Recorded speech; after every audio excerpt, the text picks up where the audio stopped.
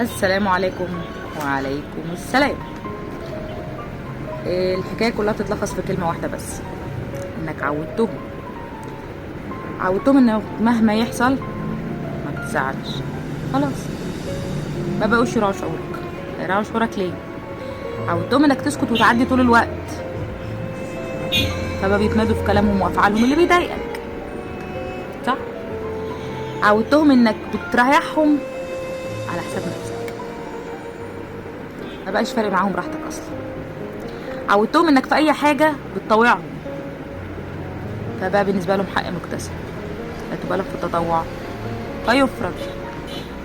عودتهم انك بترضى باي حاجه، فاستسهلوا، ما بقوش بيجوا على نفسهم عشان خاطر يريحوك او يعملوا لك حاجه تسعدك. المشكله ما بتبقاش في الشخص اللي بياخد، المشكله في اللي بيدي وبيفرط في حق نفسه.